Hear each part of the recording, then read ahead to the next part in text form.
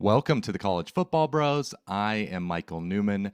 And in our last episode on this channel, we ranked every coach in the Big 12. And today I'm just going to focus in on two of the most high profile coaches in the conference. Of course, Steve Sarkisian and Brent Venables. And yeah, the question is who I think is the better coach between those two at this point.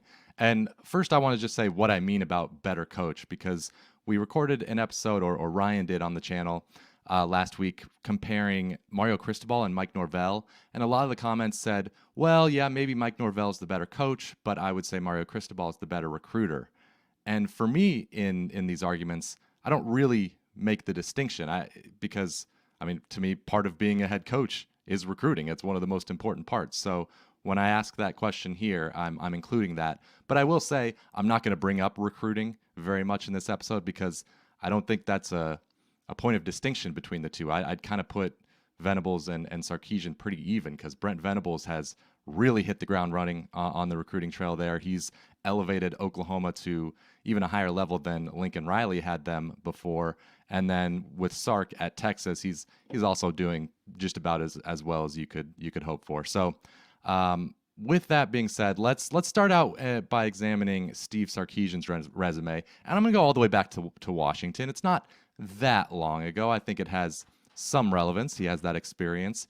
And he did a reasonably good job there. He took over a program that had gone 6 straight seasons without making a bowl. They were coming off of an 0-12 season under Ty Willingham, so really did not inherit the best situation. And when all was said and done, his last 4 years, he took them to 4 straight bowl games. Now, he was called 7-win Sark as an insult because you could see his record here. A lot of 7-6s there.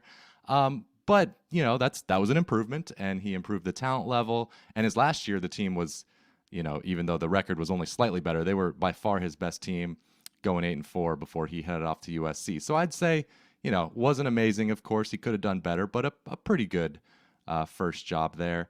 And then as far as USC afterwards, I don't even think it's worth bringing that up and discussing it because he was only there just over a year. On the field, it was fine, but of course, off the field, had the issues with alcohol that led to his firing. So, kind of an incomplete grade there. But let's, move on, fast forward all the way to his current gig at Texas. And so this is tough. I feel like you could look at this with burnt orange colored glasses or not.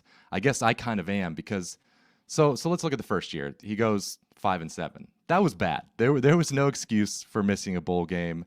Tom Herman did not leave the cupboard bare. Like there was a solid team there. They certainly should have been much better. But I will say I'd be willing to forgive a year one if they make a huge jump in year two. And here's where it kind of gets controversial. I think they did make a huge jump. Now 8-5 might not seem like it, might just seem kind of like a little jump.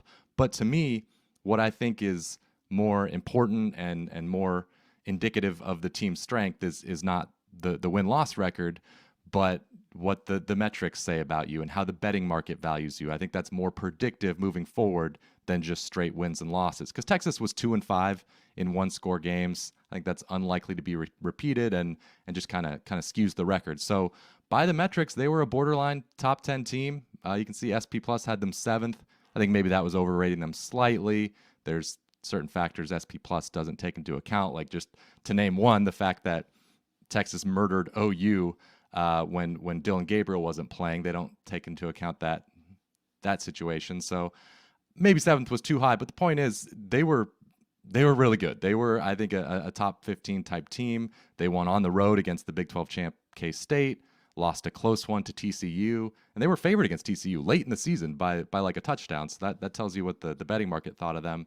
Lost by a point to Bama. So I think they were better than their record indicates. I think they really did take a pretty big jump in year two for Sark. So I'm kind of bullish on Texas moving forward because of that, especially with Quinn Ewers coming back. And I'm kind of expecting there to be a jump for Quinn Ewers this season.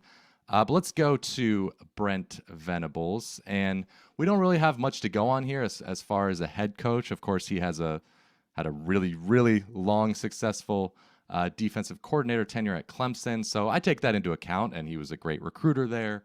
Players seemed to love playing for him. His reputation coming into OU was very good. So all of that elevates his, where I would rank him as a head coach. And he got a lot of buy-in from the fan base. So all that is good. But being a head coach is different than being a coordinator, right? Like we've seen plenty of very successful coordinators get a head coaching job and have it not go well. So I think there's, he still has a lot to prove. And year one went poorly. They did lose a few important transfers, including, of course, Caleb Williams, but they weren't gutted. Like it wasn't like Lincoln Riley just gutted the roster. I think he took 3 transfers to USC, and they lost transfers elsewhere, but they also added a lot of transfers. That's not the best excuse in 2022. So their win total was still set at 9.5. They were expected to be very good. So going 6-7, of course, was a big disappointment. Now, like Texas this year, they were also, I think, better than their record. OU had some bad luck in close games, but they also got murdered in a couple games. So, yeah, just overall not a great start. I would expect them to be better this upcoming season. But